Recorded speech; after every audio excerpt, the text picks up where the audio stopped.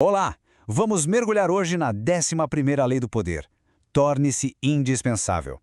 A gente vai explorar uma ideia que é ao mesmo tempo poderosa e, convenhamos, um pouco perigosa. A ideia de que o verdadeiro poder não vem só do talento, mas da dependência que os outros têm de você. Parece um contrassenso, né? Pensa só, a pessoa se torna melhor, entrega resultados incríveis e, de repente, é descartada. Como assim?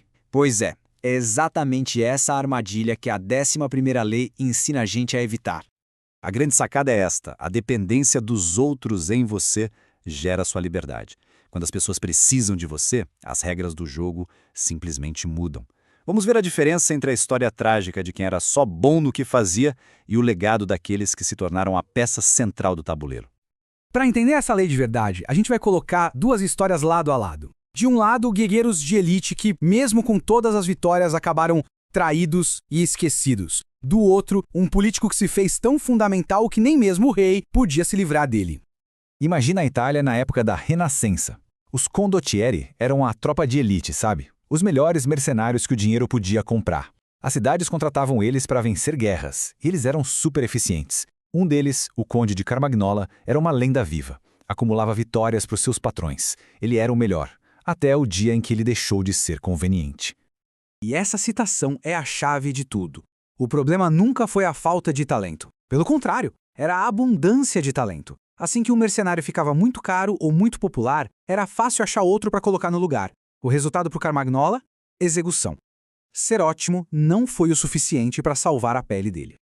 Agora vamos para o mestre da indispensabilidade, Otto von Bismarck. Ele não era só um conselheiro do rei da Prússia, ele era a própria máquina do governo. Ele se enfiou em cada decisão, cada aliança, cada segredo, a um ponto em que o próprio rei, Guilherme I, virou quase uma figura decorativa. O rei podia até odiar o Bismarck, mas demitir ele seria como botar o próprio palácio abaixo. O contraste aqui é brutal. Os dois eram talentosos, os dois entregavam resultados, mas o Carmagnola era como uma ferramenta de luxo, fácil de trocar por outra. Já o Bismarck, ele era o engenheiro da máquina do Estado, o único que tinha um manual de instruções. O resultado fala por si. Um foi pro cadafalso, o outro morreu no poder. Então, o que é ser indispensável de verdade? Não é sobre ser popular, não é nem sobre ser o mais talentoso. É sobre se tornar tão central que a sua saída causaria um colapso. É fazer os outros pensarem: a gente pode até não gostar dessa pessoa, mas não podemos perdê-la. Isso sim é poder. Ok, a lição da história ficou clara. Mas e aí? Como a gente traz isso para o século XXI? Como aplicar essa estratégia na carreira amanhã de manhã sem precisar unificar o império? Mas atenção, um ponto importante.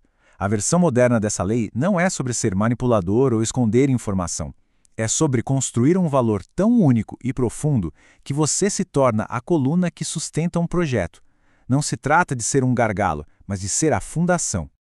E como se chega lá? Primeiro, fuja da mediocridade, do faz-tudo. Mergulhe fundo num nicho que seja vital para sua organização e se torne a referência absoluta naquilo. Segundo, crie sistemas, processos que tenham a sua assinatura, que só você entenda por completo. E terceiro, gerencie seu conhecimento. Não é esconder, mas revelar o seu valor de forma estratégica, se tornando a fonte que todos procuram.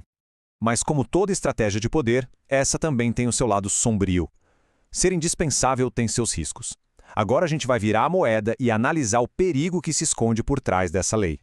A lição central é bem clara: ser substituível é o maior risco de todos. Mas, e quando se leva isso ao extremo? E se, ao se tornar indispensável, a pessoa acaba pintando um alvo nas próprias costas? E aqui está o contraponto crucial. Ser indispensável pode sim ser perigoso. Se o seu chefe percebe que depende demais de você, ele pode se sentir ameaçado. E o medo pode levar essa pessoa a tentar se livrar de você, mesmo que isso cause prejuízo a curto prazo, só para retomar o controle. É um equilíbrio muito delicado. Vamos ver se a lição ficou clara. Teste rápido. De todos que a gente falou, quem é o exemplo perfeito de como não aplicar a 11 lei? Exato. A resposta é a B, o conde de Carmagnola. Brilhante, vitorioso e, no fim das contas, descartável. Bom, e assim a gente fecha o nosso mergulho na 11ª lei. Vamos só pegar tudo que a gente viu e resumir nos pontos essenciais que precisam ficar na memória. Se for para guardar algo, que seja isso. Primeiro, a maior fraqueza de todas é ser substituível. Segundo, o poder de verdade nasce de um talento que seja, ao mesmo tempo, único e necessário. E o mais importante, você chega no topo quando o sucesso dos outros começa a depender de você. Agora, para não ficar só na teoria, um desafio prático para esta semana. Olhe para as suas responsabilidades e se pergunte: se eu sumisse amanhã, o que entraria em colapso? Encontre essa tarefa. Esse é o seu ponto de partida. Agora pense, como você pode reforçar o seu controle sobre ela? E assim, dominamos a arte de nos tornarmos indispensáveis. No nosso próximo encontro, a gente vai explorar uma arma talvez ainda mais sutil, a 12ª lei, que ensina a usar a honestidade como uma ferramenta para desarmar os adversários. Até lá!